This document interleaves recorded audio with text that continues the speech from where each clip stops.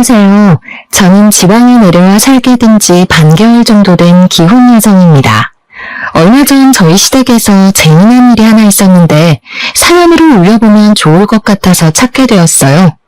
제게 철딱선이 없고 세상 물정 모르는 동서가 있었거든요. 그 친구 덕분에 짧은 기간 동안 얼마나 집안 분위기가 오르락내리락 했는지 몰라요.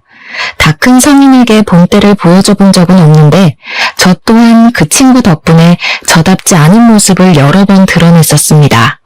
지금부터 불과 얼마 안 된 그날의 사연을 들려드릴게요. 저는 감히 남편 잘 만나 제2의 인생인 결혼을 성공했다고 자부할 수 있는 삶을 살고 있습니다. 근데 그렇다고 결혼 생활이 순탄치만은 않았어요. 이유는 바로 동서의 존재 때문이었어요. 남편에겐 남동생이 하나 있는데요. 제가 결혼하고 시동생이 1년 뒤에 결혼하게 되었거든요. 제겐 동서되는 그 친구는 굉장히 부잣집 딸이라서 시모가 유난히 좋아했습니다. 시댁 입장에서 부잣집 며느리가 들어오면 당연히 좋겠죠. 굳이 시모가 그걸 집어내지 않아도 저 또한 동서의 재력에 스스로 위축이 됐거든요. 그런데 그걸 시모가 굳이 저랑 비교를 하더라고요. 원래 어떤 관계든 비교를 하면 서로에게 상처가 되기 마련이잖아요. 시모가 꼭 그렇게 갈등 상황을 만들어버리니 집안 분위기에 나락이 찾아오는 거 아니겠어요? 일단 저희 친정이 그렇게 잘 살지 못하는데도 남편과 결혼을 할 수 있었던 건 남편이 저를 너무 많이 좋아해서 결혼을 밀어붙인 케이스였기 때문이었어요. 시분한 일이 많아서 결혼 인사 때 아니면 볼 일이 별로 없어 괜찮았거든요. 근데 시모는 주야장천 마주하니 저를 싫어하는 그 얼굴을 더 자주 봐야 했습니다. 시댁도 되게 잘 사는 집은 아니에요. 어쩌면 우리 친정이랑 비슷한 형편이라고 할 수도 있습니다. 그런데도 시모는 비범한 며느리가 좋나 보더라고요. 자기 배경이 너무 평범해서 잘난 집안을 원하는 것 같기도 했어요. 예를 들면 며느리 될 사람이 배경이 비범하든지 학벌이 비범하든지 직업이 비범하든지 이런 쪽으로 하나 정도는 뛰어나길 바랬습니다. 제가 결혼 인사 갔을 때도 대놓고 저런 걸 물어보셨으니 시모가 원하는 며느리상 정도는 꿰고 있어요. 근데 저는 시모가 좋아할 상이 아니었거든요. 이도 저도 아니고 너무 평범한 사람이었다 보니 시모 마음에 들 수가 없었던 거죠. 솔직히 결혼 반대가 한 번 정도 있었습니다. 하지만 결국에 시모가 자기 의견을 양보한 이유는 제 남편이 장남이라서 분이 넘칠 만큼 아꼈기 때문이었죠. 사랑하는 자신의 첫째 아들이 저를 죽고 못 살 만큼 사랑한다고 하니까 어쩔 수 없이 결혼을 허락해 준 겁니다. 그래서 저는 처음부터 시모에게 예쁨 받지 못했어요. 시모는 자신에게 무언가 해줄 며느리를 원했는데 저는 그럴 능력이 안 되는 며느리였다 보니 제게 못마땅하다는 걸 늘 표현하고 다니셨죠. 결혼식 올리고 나서 저를 얼마나 못살게 굴었는지 몰라요. 시모는 차라리 이혼해도 좋으니 남편이 저를 버렸으면 좋겠다는 생각도 하는 것 같았습니다. 결혼 초에 저랑 남편 관계를 엄청 이간질했었거든요. 내가 분명 50만 원짜리 다육이 여기 뒀었는데 없어졌어. 새아기가 집에 올 때마다 여기 주변을 어슬렁거리는 것 같긴 하던데 걔가 집에 오고 난 후로 자꾸 뭐가 없어지는 것 같단 말이야. 또 시적이네. 내 아내 그럴 사람 아닌 거 내가 제일 잘 알거든. 제발 소설 좀 쓰지 마. 시모는 저런 식으로 안 되는 소리를 자주 짓거렸어요. 그래도 그나마 남편이 제 편에 서서 시모를 배척해줘서 제가 스트레스를 덜 받을 수 있었습니다. 어쨌든 시모는 시동생이 결혼한다는 말을 하기 전까지 저를 어떻게든 쫓아내려고 모험하면서 지냈습니다. 그것에 재미를 느끼고 있는 것 같기도 했죠. 나중에 동서가 결혼 인사를 오고 나서부터 저는 완전 시모 눈밖에 나버리게 되었는데요. 동서가 감히 넘볼 수 없을 정도의 부자인 걸 알고는 결혼하기 전부터 1등 며느리 취급을 하시더라고요. 맏며느리는 저인데도 동서가 집안의 유일한 며느리인 것처럼 대접해줬습니다. 며느리는 역시 이런 며느리를 들여야 돼. 네가 있으니까 벌써부터 집안이 화사하다. 너는 어쩜 이렇게 세련되게 생겼니? 사돈네가 딸 예쁜 거 알고 정말 귀하게 키웠나 보구나. 누구랑 다르게 곱게 자란 티가 팍팍 나네. 칭찬 그만하세요, 어머님. 듣기 부끄러워요. 저희 부모님은 저보고 너무 칠칠 맞다고 시댁 가서 미움받는 거 아닌가 걱정이신걸요? 시무도 시무지만 저는 동서를 처음 봤을 때 동서 역시 만만치 않은 여우라는 걸 느낄 수 있었어요. 동서는 시무를 어려워하는 기색이 전혀 없었고 결혼 인사온 첫날부터 저한테 물 좀 갖다 달라고 부탁하는 대담함을 보였던 사람입니다. 시무와 하루 만에 친해져서 팔짱까지 끼고 살랑살랑 눈웃음도 잘 치는 것이 긴장이라고는 전혀 안 하는 사람 같았죠. 사실 동서가 긴장을 하든 말든 시무랑 잘 지내든 말든 제가 크게 상관하지 않으려고 했습니다. 그런데 시무가 일부러 연장 지르려고 부른 건진 모르겠지만 꼭 동서가 시댁에 올 때마다 저까지 부르더라고요. 저를 불러놓고 따로 할 말을 하는 것도 아니었어요. 그저 주방일을 시키면서 거실에 앉아 저를 돌려가는 소리만 해댔습니다. 당연히 동서한테는 손에 물 한 방울 안 묻히게 하더라고요. 저리 사람한테 친절할 수 있는 시무가 저한테는 이래라 저래라 가정부 부리듯 말하는 것이 서운하긴 하더군요. 무엇보다 마음에 안 들었던 거는 주말에 불러서 부려먹는다는 거였어요. 남편은 사업가라서 주말에도 출근을 하는데 시무가 그걸 아주 잘 아니까 일부러 남편 몰래 저만 부르려고 주말에 연락하더라고요. 동서는 부자라서 그런가 일도 안 하면서 항상 주말에만 시댁을 가대요. 어쩌면 시무가 일부러 저 골려 먹으려고 주말에 동서를 부르는 것일 수도 있지만 일단 그건 제 추측일 뿐이에요. 어쨌든 동서는 나이가 저랑 겨우 1살 차이인데도 백수였는데요. 사실 이 부분에 대한 시무의 태도도 좀 황당했습니다. 동서의 배경을 듣고 눈을 빛내던 시무가 동서의 직업까지 기대하는 얼굴이었어요. 그 상황에 동서가 백수라고 당당하게 얘기를 했거든요. 자긴 현모양처가 꿈이라나 뭐라나. 근데 시무가 동서의 철없는 소리를 듣고는 너무 기특하다고 좋아하는 겁니다. 돈이야 남자가 벌면 되는 거고 여자는 내조만 잘하면 된다네요. 저보고는 남편 혼자 돈벌이하게 해서 자기 아들 등골 빼먹지 말라고 귀에 피날 정도로 경고했었거든요. 저는 한 번도 제 형편이 부족했다고 생각해 본 적 없었는데 시무 때문에 정말 어이가 없고 서럽기까지 했습니다. 하나 더 어이없었던 건 시동생이랑 동서가 결혼 준비 과정에서 싸울 때가 몇 번 있었는데 그때마다 시무가 동서 편에 나서서 시동생이 나무랐어요. 동서의 화가 풀릴 때까지 시동생이 무릎 꿇게 만든 적도 있었습니다. 얼마나 부잣집 며느리 안 놓치고 싶었으면 고집센 시무가 동서의 비위를 다 맞춰주나 싶더라니까요. 정말 혀를 내둘렀었죠. 아무튼 시무는 애쓴 마음이 헛되지 않게 끝내 동서를 시동생과 결혼시키는 데 성공했어요. 동서랑 시동생이 혼인신고까지 마쳤을 때 시무는 마음 놓고 기뻐하였습니다. 그렇게 동서를 향한 시무의 사랑은 더욱 커졌고 저랑 동서를 두고 시무의 편애는 더 심해졌어요. 한 번은 식구들이 다 있는 곳에서 남편만 자리를 잠시 비운 상황이었는데요. 우리 장남도 좋은 맞선 자리 많이 들어왔었거든. 잘 나가고 능력 좋은 며느리감 참 많았는데 애가 워낙 눈이 낮아서 실패했지 뭐니. 내가 우리 장남만 생각하면 밤잠을 설친다니까. 우리 장남도 돈 많은 배우자 만나서 호강할 수 있었는데 다 커서 이게 무슨 고생인가 싶어. 제가 있는데도 저를 대놓고 개무시하는 횟수가 늘어갔습니다. 남편 말고는 저를 감싸주는 식구도 없었어요.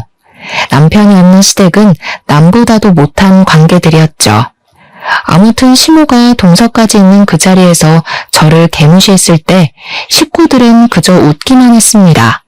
다들 장난식으로만 그러지 말라고 말릴 뿐이었어요. 근데 저는 처음부터 시무에게 미움을 받고 시작한 결혼이었고 남편이 제 편이란 걸 너무 잘 알아서 무서울 건 없었어요. 서운한 거랑 두려운 건 다르잖아요. 그래서 제가 식구들 웃는 얼굴에 똑같이 웃음으로 화답하는 건 어렵지 않았습니다. 며느리 돈이 많이 좋으신가 보다. 그렇게 바란다고 어머님 돈 되는 것도 아닌데 굉장히 돈돈거리시네요. 그러다 기대만큼 안 해주면 서운하다가 삐치겠어요. 나중엔 자식 잘못 키웠다는 소리도 하시겠죠? 역시 어머님 같은 분들은 속이 훤히 보여서 웃겨요. 뭐야? 돈돈거려? 얘 말하는 것 봐라. 너 어른한테 말버릇이 뭐 그따위니? 네? 저는 그냥 어머님 말버릇 따라 해봤을 뿐인데요. 어머님이 저에 대한 감정을 안 숨기시길래 저도 그게 좋을 것 같아서요. 그래도 동서가 보고 있는데 저도 체면이 있잖아요. 시모가 어이없다는 듯 저를 째려보더군요. 아마 제 주제에 무슨 체면을 따지냐고 한 소리 하고 싶었을 겁니다. 그런데 제가 그 말을 할 시간을 별로 주고 싶지 않았어요. 시모 성격에 한바탕 다툼이 될 것 같았거든요. 괜히 분위기가 고조될 바엔 그만 주방에서 뒷정리나 하는 게 나을 것 같아서 자리를 떴는데요. 그때까지만 해도 제가 시모를 좀 과소평가했더라고요. 시모가 저 때문에 동서 앞에서 자존심 상했다고 생각했는지 그 상황을 그냥 넘기지 못하고 바로 안갚음을 해주는 겁니다. 주방으로 저를 따라와서 제가 서 있는 싱크대로 그릇을 와르르 쏟아버리대요. 그 바람에 더러운 오염물이 제 옷으로 왕창 튀어버렸습니다. 거의 들이부어진 셈이로요. 비싼 옷도 아니니 버려도 상관없잖아. 이참에 너도 네 동서 보고 옷 센스 좀 배워라. 젊은 나이 아깝게 옷 꼬락서니까 그게 뭐니? 내가 동네 창피해서 맏며느리 있다고 말하기가 싫다. 미안하단 말 먼저 할 거 아니면 제발 입이라도 다물지. 시모는 끝내 사람 속을 뒤집고 가버렸어요. 제가 자기한테 지는 꼴을 봐야만 속이 풀리는 사람이니 그랬을 겁니다. 짜증이 났지만 여기서 제가 또 나섰다간 시모 성격에 이보다 더한 반격으로 갚아줄 거거든요. 근데 식구들 다 모인 상황에서 그렇게까지 분위기를 끌고 가긴 싫어서 참았어요.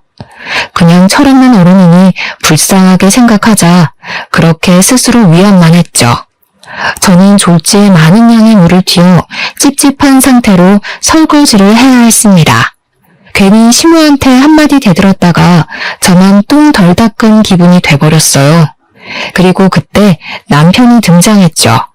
제 남편은 눈치가 빨라서 딱히 좋은 타이밍이란 것이 통하지 않는 사람인데요. 그런 남편의 눈에 자기가 없는 동안 제가 어떤 처지에 놓였는지 잘 보였나 보더라고요. 남편이 주방에서 혼자 설거지하고 있는 제 꼴과 거실에서 떠들고 놀고 있는 식구들을 번갈아 보더니 어떠한 의심도 없이 바로 시모한테 가서 큰 소리를 내었습니다. 엄마, 그새를 못 참고 또 저 사람한테 시비 걸었어? 한 번만 더 내 아내 마음대로 부려먹으면 가만 안 있을 거야? 깜짝이야. 왜 소리를 지르고 그러니? 내가 뭘 했다고? 맏며느리가 돼서 시애미한테 함부로 짓거리는데 그럼 그걸 가만히 내버려둬야 했어? 제가 먼저 건방지게 말한 거 여기 있는 사람들 다 들었어. 시모는 주변 가족들을 가리키며 굉장히 억울해했습니다. 얄밉기로는 세계 최강이지 않나 싶었어요. 저희 집에 얄미운 사람은 시모 하나로 족한데 어찌 그런 사람이 하나 더 생겨버렸다는 걸 이날 확실하게 알게 되었는데요. 다른 식구들도 가만히 있는데 이제 막 식구가 된 동서가 갑자기 나서더라고요. 아주버님 진정하세요. 어머님 말씀 사실이에요. 솔직히 저도 형님 태도에 좀 놀라서 말려야 하나 싶었어요. 형님 말씀이 많이 무례하더라고요. 어른한테 그렇게 말하는 사람 처음 봤어요. 가정교육을 받았다면 저럴 수가 없는데. 들었지? 이제 막 우리 식구 된 막내가 집안 분위기에 대해 뭘 안다고 벌써부터 이런 소리를 하겠어? 그만큼 전연이 나한테 심했다는 거 모르겠니? 어떻게 아들이란 녀석이 막내 며느리보다 내 마음을 몰라줘? 사람 바보 만드는 거 참 쉽다고 생각했습니다. 만약 시모와 저의 대화를 처음부터 끝까지 들은 사람이 누구도 없고 시모와 동서만 있었다면 다들 두 사람 연기에 끔뻑 속겠더라고요. 그리고 무엇보다 저를 향한 남편의 신뢰가 조금이라도 흔들렸다면 제 시집살이가 굉장히 지옥이었겠죠. 근데 고맙게도 제 남편은 역시나 제 편이었어요. 동서와 시모의 뻔뻔한 태도를 보곤 바로 행동으로 답해주더라고요. 갑자기 저한테 오더니 제가 끼고 있는 고무장갑 벗겨서 그 고무장갑을 들고 가 동서한테 집어던지는 거 아니겠습니까? 가정교육 받았으면 잘 알겠네요. 그쪽이 내 아내보다 아랫사람이니까 설거지 같은 잡일은 먼저 하겠다고 나서는 게 예의예요. 퍼질러 앉아서 숟가락만 끄적이는 건 재수씨 친정이나 가서 하는 거고요. 어머, 너 지금 뭐 하는 짓이니? 얘가 입고 있는 옷이 얼마짜리인 줄 알기나 해? 어디서 세제 묻은 고무장갑을 들고 와서 난리야. 잘못한 건 네 마누라라니까 왜 오만 곳에 화풀이 하는 거냐고. 정작 남편에게 욕먹은 동서는 가만히 있는데 시모가 되레 놀라서 동서를 챙기는 웃긴 모습 연출되었습니다. 그런데 더 어처구니 없었던 건 그 상황에서 누구도 남편과 제 손을 들어준 이들은 없었다는 거예요. 시부랑 시동생은 시모가 제게 먼저 시비를 걸어서 사태가 이렇게 되었다는 걸 알 텐데 끝까지 모른 체 하고 있더라고요. 심지어 동서 편을 들기 시작했습니다. 그럴 만도 했어요. 시부가 사업을 하는데 동서 집안의 도움을 좀 받았거든요.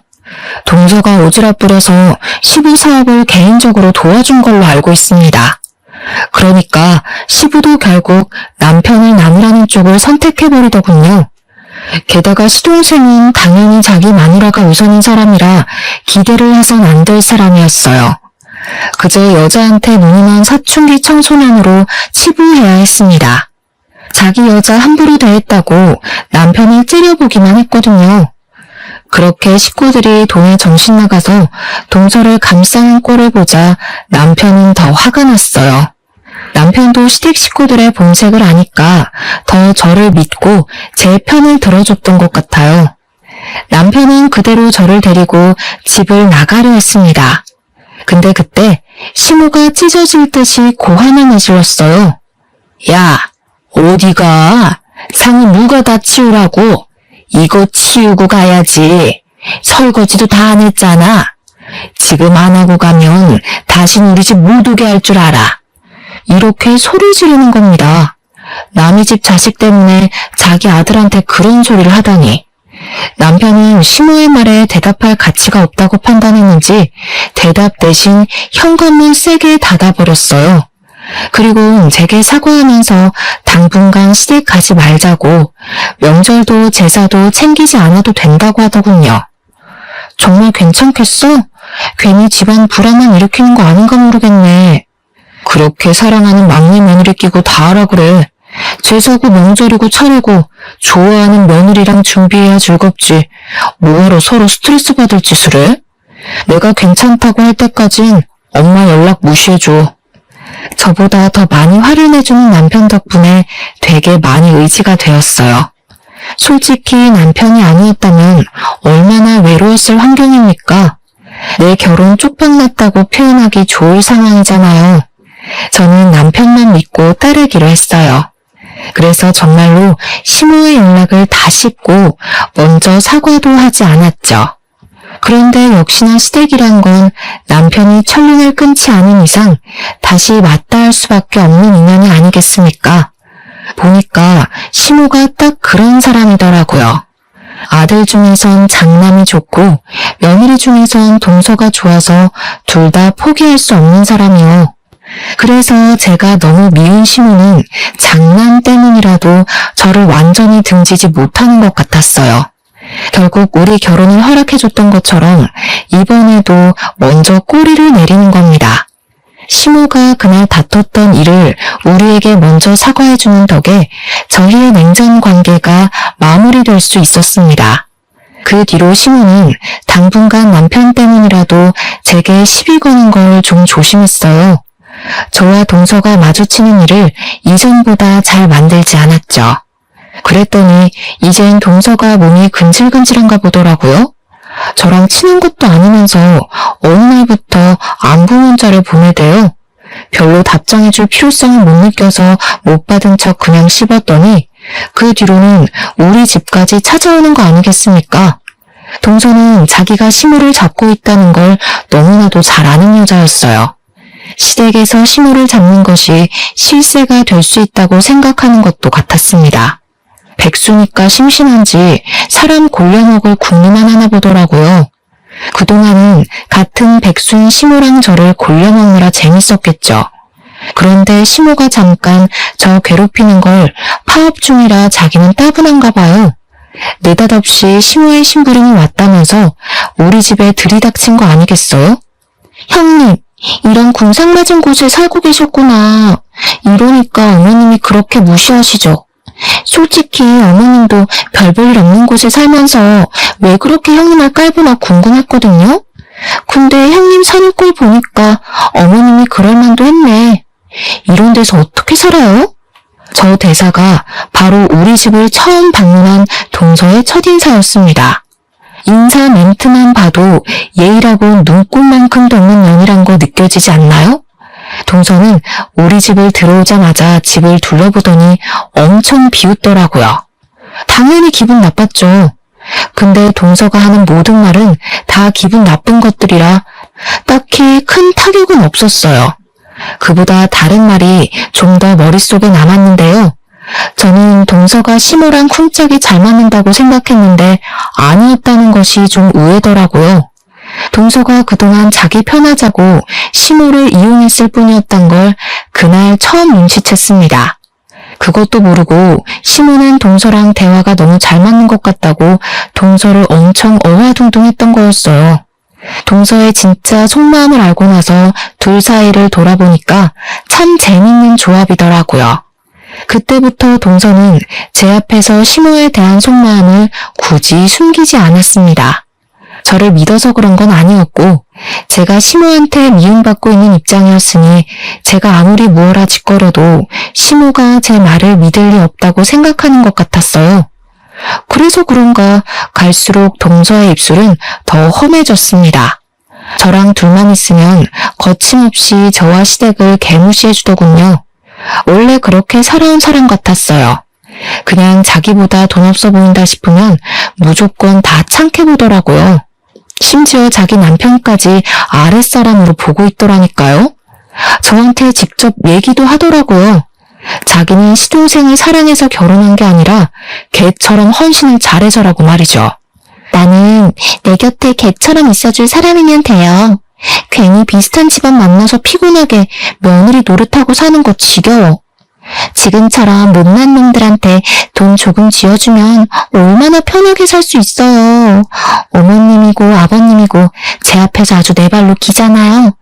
형님은 그렇게 못해서 개고생해야 되는 거고. 입조심 좀 하는 게 좋을 것 같은데 돈 많아도 동서처럼 주둥이 싸게 놀리면 결국 가진 거 다 잃게 될걸? 나중에 개망신 당할 일 생기면 어쩌려고 그렇게 허세를 부려. 뭐라고요? 허세는 형님이 부리고 있는 게 허세죠. 가진 것도 없으면서 자존심 하나 때문에 괜히 센 척하고 있잖아요. 내가 잘 사는 게 부러우니까 자존심이라도 지키려는 거 아니에요? 동서는 기본적으로 사람을 무시하는 게 입에 배어 있었어요. 처음에 나이 30대에 백수로 지내는 게 한심했는데 나중엔 백수로 지내줘서 고마울 따름이었습니다.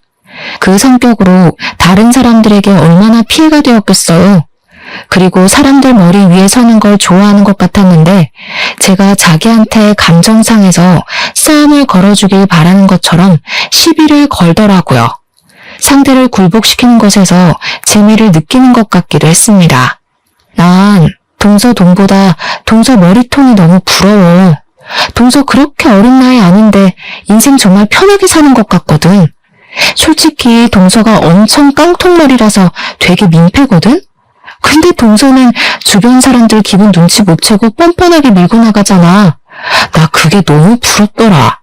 내가 신이었다면 동서 네 머리통이랑 바꾸고 싶다고 우스갯소리를 좀 했더니 동서가 의외로 이런 것에 또 열받나 보더라고요. 저한테 자기 위치를 자각시켜주고 싶었던 건지 사고 하나를 거하게 쳐준 거 아니겠습니까? 제 개인차를 손봐놨더라고요. 차 문 손잡이에 돈 봉투까지 말아서 끼워놨대요? 병 주고 약 주겠다는 건가 싶은 거 있죠? 남편이 그 사실을 알고 동서한테 화가 나서 당장 따지러 가려고 했는데요. 그거 제가 우선 말렸습니다. 그래봤자 동서는 제 똥차를 비아냥거리기만 할 뿐 자기 잘못에 대해선 반성조차 안 할 것 같았거든요. 일단 돈 봉투까지 대놓고 두고 갔다는 건 자기 행동임을 숨기지 않겠다는 뜻과 마찬가지잖아요. 동서가 저질러 놓은 행동에 화부터 내는 건 그저 동서랑 놀아주는 집밖엔 안 된다고 생각했어요. 저는 동서가 제 차를 손괴하는 증거물만 우선 모아놓고서 때를 기다리기로 했습니다. 그리고 차 문제에 대해선 더 언급하지 않았어요. 혹시 시댁에 가서 동서를 마주치는 일이 있더라도 적당히 고분고분한 척 수그려 주었죠. 언젠가는 동서의 성격이 집안에 큰 화를 가져올 거라 생각했어요. 그 기간이 너무 오래 걸린다 싶으면 제가 일을 꾸미려고도 했습니다. 그런데 역시나 동서는 다른 사람들과 어울려 살 수 없는 성격인가 봐요. 그렇게 돈 없는 사람 무시하던 동서 성격이 결국 저희 집에 대단한 불씨를 퍼뜨렸는데요. 그날은 다름 아닌 시모가 집에서 개모임을 할 때였습니다. 시모는 어김없이 저를 잡일시키려고 며칠 전부터 제게 연락해 시댁으로 대기를 시켜놨어요. 시모랑 동서한테 여전히 감정 상해있던 남편이 뭐하러 개모임까지 챙기냐고 시댁에 가지 말라고 했으나 동서의 약점을 잡으려면 동서 꼴을 좀 더 지켜봐야 했어요. 남편에겐 이번만 해주고 다음부턴 안 하겠다고 말한 뒤에 시댁을 갔습니다. 일단 시모에게 안 하겠다는 말을 미리 못했기 때문에 마지막이다라고 생각하고 하려 했던 마음도 있어요. 그렇게 좀 일찍 도착한 시댁엔 동서도 와 있었어요. 동서는 결혼하고 나서 집에서 개모임하는 시모를 처음 보는 날이었습니다. 시모가 동서를 친구분들에게 자랑하고 싶었는지 일부러 개모임하는 날 동서까지 부른 것 같더라고요. 대신 일은 시키지 않았어요. 시모는 역시 동서가 음식하는 데에 손도 못 대게 했고 저한테만 이것저것 명령이 많았습니다. 그래도 남편 때문에 한동안 제게 말 거는 걸 조심하더니 개모임하는 그날은 시모가 유독 들떠서 조심성이 없어진 것 같았어요. 그건 동서의 존재 때문이었을 겁니다. 시모 성격에 부잣집 며느리 들어왔다고 친구들한테 엄청 자랑했을 거거든요. 아니나 다를까. 동서는 제게 시모를 욕했던 모습은 감쪽같이 숨기고서 또다시 시모 홀리는 구미호가 되어 있었습니다. 시모에게 애교를 잔뜩 부리면서 자신의 위치가 이게 당연하다는 듯 앉아서 TV 보고 시모랑 말동무하며 놀기만 하더군요. 또 시모 기죽지 말라고 개모임 때 입을 옷도 준비를 해준 것 같았어요. 내가 좋은 며느리 뒀더니 친구들 만나는데 이런 선물도 다 받아보네. 이래서 집에 누가 들어오느냐에 따라 사람 기분이 달라진다니까. 어쩜 이렇게 기특한 생각을 했을까. 시모랑 동서는 꼭 제 주변에 와서 그렇게 떠들어댔습니다. 예전에는 그저 둘 사이가 좀 꼴사나웠는데 이번에는 제가 동서의 진짜 속마음을 알고 있을 때라 그런지 시모가 동서한테 제대로 이용당하고 있는 걸로만 보이더라고요. 저 둘의 속마음이 서로한테 들통나면 어떻게 될지가 궁금해서 그냥 웃기기만 했어요. 그렇게 개모임이 시작되었고 예상했던 대로 시모가 개모임 사람들에게 동서를 자랑하기 시작했습니다. 저는 며느리가 되고서 한 번도 들어본 적 없는 시모의 낯간지러운 말들이었죠. 내가 아끼는 막내 며느리잖아. 얼마나 싹싹하고 귀여운지 몰라. 오늘 자기들 만난다고 며느리가 옷도 사줬어. 내가 요즘 막내 며느리 보는 맛에 산다니까. 너희들 알지? 나 며느리 복 없는 줄 알고 엄청 스트레스 받았던 거. 제가 주방에서 뻔히 듣고 있다는 것을 알면서도 시모는 말을 가리지 않고 했습니다. 오히려 시모 친구들이 목소리를 낮추면서 제 눈치를 더 봤던 것 같네요. 그래봤자 시모나 시모 친구들이나 똑같은 사람이었지만요. 아무튼 시모는 이미 친구들에게 동서가 부자라고 소문을 쫙 퍼뜨려 놓은 듯 했어요. 다들 집에 오자마자 동서를 찾더니 밥상머리 앞에 앉아서 내내 동서 얘기만 하고 있었거든요. 시모를 부러워하기도 했고 어쩐지 시모가 걸치고 있는 것들이 수준 있어 보인다며 칭찬도 했고 자기들 며느리랑 비교까지 하면서 점점 동서 바라기가 되어갔습니다. 술 때문에 더 칭찬이 과하고 자자했던 것 같아요. 저는 그 번잡한 상황을 주방에 앉아 구경만 하고 있었습니다. 그때까지만 해도 분위기가 좋았어요. 근데 시모가 분위기에 휩쓸려서 술을 좀 급하게 마시더라고요. 몇 잔하고 기분이 너무 좋았는지 계속 동서의 심기를 불편하게 건드리는 겁니다. 아니, 얘가 너무 착해서 그렇게 막 퍼다 준다니까. 내가 따로 말 안 해도 알아서 갖다 바쳐. 아무래도 내가 전생에 나라를 구한 게 아닌가 싶어. 어디서 이렇게 복덩이가 들어왔는지 모르겠네. 자기들도 우리 애한테 잘 보여도 혹시 알아? 뭐 하나 얻어갈 수 있을지. 아줌마들은 시모의 말에 깔깔 웃으면서 며느리가 지갑이냐며 부러워했습니다. 시모는 동서 덕분에 재벌이 된 기분을 느낀다고 나중에 혹시 집도 한 채 해줄 수 있냐고 끝도 없는 농담을 던졌어요. 그게 진짜 농담인지 아닌지는 모르겠네요. 근데 실제로 시모가 동서 없는 곳에서도 자기 친구들한테 동서만 있으면 이제 자기 재벌이라고 떠들고 다녔나 봅니다. 시모 친구들이 시모가 그 자리에서 얘기 안 했던 내용까지 속속히 알고 있더라고요. 아무튼 그 상황에서 유독 제 눈에 들어왔던 건 동서의 표정이었는데요. 시모랑 시모 친구들의 수다가 길어질수록 동서가 그들의 비위를 맞추기 힘든 것처럼 보였습니다. 역시나 얼마 안 돼서 동서가 못 참겠는지 화장실 간다고 자리에서 일어나더군요. 한참 화장실에 있는 것 같더니 시모가 잠깐 자리를 비웠을 때 동서가 화장실에서 나왔어요. 근데 다시 제자리로 돌아가지 않고 주방으로 들어오더라고요. 그리고 제가 들리게끔만 시모 욕을 하기 시작했는데 바로 이게 문제였어요. 거지년들이 나이까지 먹고 쪽팔리지도 않나. 저런 식으로 새파랗게 어린 사람한테 구걸하고 싶을까? 나는 절대 나이 먹고 저렇게 안 살아야지. 너무 추접하지 않아요, 형님? 글쎄, 동서 돈 쥐어주고 개처럼 굴리는 거 좋아한다며. 내가 보기엔 동서가 원하는 대로 해주고 계신 것 같은데 말이 아다르고 어다르다고. 감히 자기가 나를 멋대로 할 수 있는 줄 알잖아요. 5년에 해주니까 분수도 모르고. 근데 이 개모임 대체 언제 끝나는 거예요? 이 집 아줌마 비위 하나 맞추는 것도 귀찮아 죽겠는데 똑같은 것들 여러 명이나 상대하려니까 피곤해 죽겠어요. 동서는 개모임에 흥미가 떨어졌는지 다시 돌아갈 생각을 안 했습니다. 아예 제 앞에서 속에 쌓였던 욕을 털어내려고 작정하고 자세까지 잡더군요.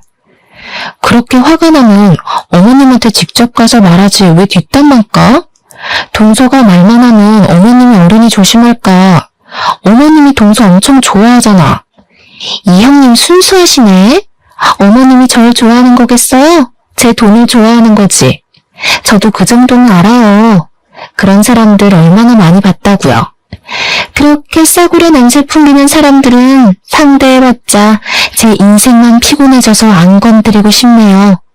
동서가 어머님 좋아하는 줄 알았는데 아닌가 봐. 어머님이 아시면 실망하시겠다. 난 그래도 동서랑 어머님이 잘 통한다고 생각했거든. 어머님은 그렇게 생각하시는 것 같길래. 네? 수준 떨어지는 소리 하지 마세요. 죽었다 깨어나도 어머님한테 손톱만큼의 정도 없어요. 저한테 무슨 일 생기더라도 절대 이 집에 제 친정 재산 떨어지는 일은 없을 거예요. 이 사람들 빚도 있다면서요? 적당히 비위 맞춰주고 살다가 어머님 아버님 죽기 전에 이혼이나 할 생각이에요. 동서랑 저랑 1살 차이인데도 한참 철없고 어리다는 생각이 들었어요. 안타깝게도 동서 또한 술을 몇 잔을 해서 그런지 당시 자신이 무슨 상황에 처해 있는지 전혀 눈치 못 채고 있더라고요. 조금만 정신 차렸다면 알았을지도 몰랐을 만큼 기척도 났었는데 말입니다. 시댁 주방 옆에는 다이닝룸이 하나 있어요. 동서가 화장실 간 사이 시모가 친구 두 분이랑 자리를 비웠거든요. 하필 그곳을 구경한다고 들어가 있었어요. 겨우 허술한 나무문으로만 가로막혀 있는 그곳이 주방에서 나누는 은밀한 대화를 막아주기엔 무리가 있었습니다. 저는 그걸 알고 일부러 동서한테 더 말을 시켰던 거예요. 동서가 나타나기 전까지만 해도 소란스럽던 다이닝룸은 역시나 동서의 돌발 발언 때문에 어느새 조용해졌더라고요. 시모가 저희의 대화를 엿듣고 있다는 것을 확신했어요. 시모는 충분히 그럴 위인이거든요. 그래서 동서는 여전히 시댁 식구들 개 같다고 생각해? 아무리 그래도 어머님 아버님은 연세도 있으신데 동서가 이해 좀 해주지. 지금 비위 맞춰주는 걸로도 친구들 데려와서 이 난리인데 이해까지 해주라고요? 사람은 끼리끼리 논다더니 어머님은 어쩜 그렇게 자기 같은 친구들만 사귀었대요? 친구들도 다 주인한테 꼬리 흔드는 개 같던데 봤어요? 야, 너 지금 뭐라 그랬니? 꼬리 흔드는 개? 그때 다이닝룸의 문이 확 열리면서 시모가 등장했어요. 두 사람을 더 골려주고 싶었는데 시모가 거기까지 참는 건 좀 힘들었나 봅니다. 그래도 동서를 놀래주는 건 성공했어요. 동서는 되게 깜짝 놀라며 시모를 마주했는데요. 시모는 동서의 망언 때문에 술이 확 깨는지 눈을 부릅뜨더라고요. 그리고 그렇게 애지중지하던 동서의 머리끄덩이까지 붙잡았습니다. 감히 사람들 다 보는 앞에서 시애미를 망신시켜? 사람을 우습게 봐도 유분수지. 돈 좀 있다고 대우해줬더니 사람을 개 취급해? 무슨 이런 건방진년이 다 있어? 아무리 개념이 없어도 그렇지 어떻게 시애비를 욕할 수 있냐고. 사실을 얘기했을 뿐인데 왜 이래요? 솔직히 어머님도 처음부터 저보다 돈에 더 관심 있었던 거잖아요. 서로 이용한 건데 왜 나만 나쁜 사람이라 그래요? 젊은 사람들만 무조건 어른 비위 맞춰줘야 되는 거예요? 아쉬운 사람이 수그리고 들어가면 되는 거지. 그래서 지금 내가 아쉬운 쪽이니까 너한테 깍듯이 굴어라 그거니? 부잣집 며느리면 다 똑똑한 줄 알았는데 그것도 아닌가 보네. 내가 제일 싫어하는 게 너 같은 무식한 며느리야. 시애미를 지 바라이로 보는 며느리를 뭐가 좋다고 끼고 살겠어? 당장 내 아들이랑 이혼해. 그놈의 자존심 좀 고치세요. 그런다고 없는 돈이 굴러와요? 친구들한테 개망신당할 게 뭐 있다고 이렇게까지 하세요. 친구들이랑 어머님 비룡뱅이인 거 사실이잖아요. 괜히 자존심 상하니까 저한테 성질내는 거 아니에요? 어머님이 사과할 때까지 이혼 못해요. 두 사람이 파국을 맞은 장면을 더 구경하고 싶었지만 왠지 예상치 못한 큰일 날 것 같아서 저는 일단 남편에게 도움을 요청했습니다. 예상대로 처음보다 더 난리가 날 수밖에 없었는데요. 동서가 갈수록 자기 성격 드러내며 건방지게 나오니까 시모뿐만 아니라 시모 친구들까지 화가 난 거예요. 처음에는 시모 친구들이 시모랑 동서 사이를 말리다가 동서가 전부 싸잡아서 개무시를 해주니까 시모 친구들도 더는 못 참고 동서에게 덤벼들었어요. 지켜보기만 하려고 했던 저는 결국 끼어들지 않으면 안 될 것 같았습니다. 할 수 없이 가장 중심에 서 있는 둘의 싸움을 말렸어요. 어머님 진정하세요. 이렇게까지 할 필요 없잖아요. 우선 앉아서 처음부터 차근차근 얘기해봐요. 돈 많은 며느리 뒀다고 그렇게 애지중지 하셨으면서 갑자기 왜 이러세요? 돈 많은 사돈집에 아들 보내는 게 아들 장가 잘 보내는 거라면서요. 장가 잘 보내긴 개뿔. 이 가식적인 년 때문에 내 아들 인생이 훨씬 아까워졌지. 이 썩을 년 그냥 안 내버려도 무조건 이혼 소송할 거야. 시모는 제 말 때문인지 동서한테 받은 옷이랑 액세서리 다 뜯으며 동서를 향해 집어던졌습니다. 동서는 그런 시모를 보면서도 자기 성질만 내세울 뿐 한 번도 지려고 생각을 안 하더군요. 오히려 소송해봤자 시모가 손해고 되려 위자료 물게 만들 거라고 협박도 했어요. 그 바람에 시모는 더 충격받아서 싸웠습니다. 시모 친구들도 동서더러 썩 수 없다고 돈 많은 가정에서 자라면 뭐하냐고 개념이 없는데 라며 쌍욕을 했어요. 때마침 타이밍 좋게 남편이랑 시동생도 들이닥쳤는데요. 엉망진창인 상황 때문에 저한테 설명을 먼저 들어야 했고 그 다음 사태를 진정시켜 주었습니다. 그리고 시모는 시동생을 발견하자마자 당장 이혼하라고 생 난리를 쳤어요. 나는 저딴 무식한 년 며느리로 절대 못 둔다. 저 년이랑 이혼 안 하면 내가 이 집을 나갈 거야. 역시 시모는 자존심이 센 편이었어요. 돈도 돈이지만 자기 친구들 앞에서 어린 며느리에게 그런 개망신까지 당하며 돈돈거릴 정도는 아니었던 겁니다. 그리고 이 와중에 황당했던 건 시모는 그제야 제가 며느리로 보이나 보더라고요. 저를 맏며느리 취급하면서 당장 저 꼴불견 끌어내라고 제 손을 잡대요? 어차피 엉망진창이 되어버린 상황인지라 저는 시모가 이참에 정신 차리길 바래서 그 손길을 내쳐버렸어요. 죄송해요 어머님. 어머님도 저한테 잘하신 거 딱히 없잖아요. 제가 여기서 어머님 편들어줘야 할 이유가 없어요. 마음 같아선 저도 그동안 어머님 머리채 수십 번은 잡았거든요. 다만 저는 동서처럼 머리통이 깡통이 아니라서 제 신용 잃을 짓은 참았을 뿐이에요. 뭐야? 이것들이 단체로 미쳤나? 너희들 둘이서 짜고 나 엿먹이려고 그런 거야? 둘 다 쫓겨나고 싶어?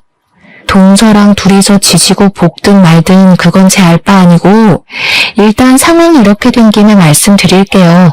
저는 남편이랑 이혼해서 더 이상 어머님 안 모시려고요.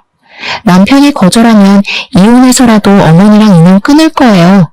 어머님의 그 수준 떨어지는 허세 더는 못 보고 살겠어요. 동서에다가 저까지 날리니까 시모가 말을 잃을 정도로 충격이었나 봐요. 조건 없이 시모 편 들어주던 시모 친구들도 이젠 시모 처지를 좀 불쌍하게 보는 것 같기도 했습니다. 시모가 5분이 차 저한테 결국 손바닥을 올렸을 땐 고맙게도 남편이 나서서 막아줬어요. 거기다 대고 저는 딱 한마디로 시댁과 작별 인사를 해버렸네요. 그냥 며느리 복이 없었다고 생각하세요. 저도 시어머니 복 더럽게 없었다고 생각하고 말 테니까. 원래라면 뒷정리까지 하고 나왔어야 했는데 그럴 기분이 아니잖아요. 이왕 손 털기로 한 거라 그냥 두 손 두 발 가볍게 나왔습니다. 아, 나오기 전에 마지막으로 동서한테도 한마디 해줬어요. 참 동서, 내가 중요한 말을 까먹을 뻔했다. 내 차 망가뜨려 놓고 알아서 수리비 놓고 갔더라? 그 수리비 돌려줄 테니까 고소장 기다려. 어차피 동서 백수라서 법원 들락날락할 시간 많잖아. 그렇게 시댁을 나온 저는 지금까지 시댁을 방문하지 않고 있네요. 그 사람들한테 작별 통보를 하면서 유독 아쉬웠던 건 남편과의 인연이었어요. 하지만 저는 그렇게 생각해요. 사람이 몸이 좋은 걸 자주 하는 것보다 몸에 안 좋은 걸 끊는 것이 더 도움된다는 말이 있잖아요. 남편이 제 인생에 활력을 주겠지만 시모가 곁에서 제 인생을 계속 오염시킨다면 저는 차라리 오염의 원인을 제거하는 편이 제 삶에 더 도움이 될 것 같다는 판단을 내렸어요. 그래서 남편과의 이혼은 어쩔 수 없이 감안하려고 했죠. 남편처럼 좋은 남자를 못 만날 걸 알기 때문에 재혼도 못할 거란 걸 받아들였고요. 근데 남편의 반응은 다소 놀라웠어요. 솔직히 저는 아무리 우리 사이에 문제가 없었다고 하더라도 남편이 천륜을 포기하지 못할 거라 생각했거든요. 그러나 당황스럽게도 남편이 저를 선택해 주더라고요. 저보고 앞으로 시댁 안 챙겨도 되니까 지방에 가서 살자고 제안하였습니다. 너무 고마웠고 미안했어요. 남편 복이 있다는 건 정말 든든한 일인 것 같아요. 아무튼 그 뒤로 시동생을 시모가 시켜서 진짜 이혼을 하게 되었어요. 근데 소송은 못했다고 들었습니다. 동서 친정 쪽에서 시부 사업 도와주던 지원을 모조리 끊는 바람에 사정이 쪼들렸고 그래서 소송할 돈이 없었다더군요. 그것 때문에 시모가 더 뿔이 났다고 했어요. 그래서 결국 시모가 동서에게 마지막 선물을 주었다고 들었어요. 시모 성격에 그 치욕을 고스란히 당하고 있을 사람이 아니란 건 알고 있었는데요.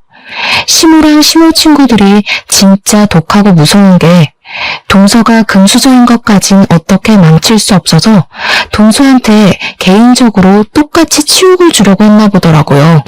동서가 차량 손괴죄로 고소당해서 조사받으러 출석한 날에 시모랑 시모 친구들이 동서 뒤를 밟았다가 인분 섞인 물을 동서한테 들이부었다고 했어요. 근데 하필 장소가 계단이었던지라 동서가 쏟아지는 물 때문에 중심을 못 잡고 넘어졌답니다. 그렇게 계단을 몇 개 굴렀는데 그 사고 탓에 팔꿈치 금이 가버렸다지 뭡니까? 동서가 시모랑 시모 친구들을 맞고소하는 바람에 서로 바쁘게 경찰 조사를 받았나 보더라고요. 그 사실은 내내 모르고 있다가 정리가 다 된 뒤에야 얘기를 해줬어요.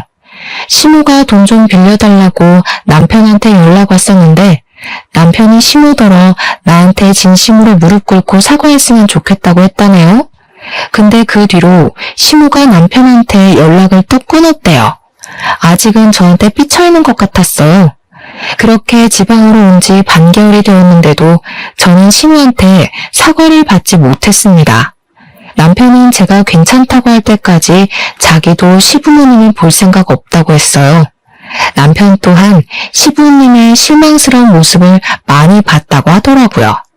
이런 상황에서 안심을 하면 안 되는 줄 알지만 그래도 남편과 이혼하지 않고 나름 현명하게 시댁과의 관계를 정리할 수 있어서 좀 다행이라 생각했어요.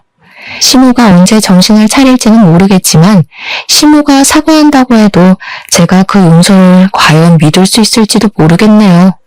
앞으로 제 결혼 생활이 지금처럼 무탈하길 바랄 뿐입니다. 사연은 여기까지예요. 들어주신 청취자분들 정말 감사드려요. 항상 건강하세요.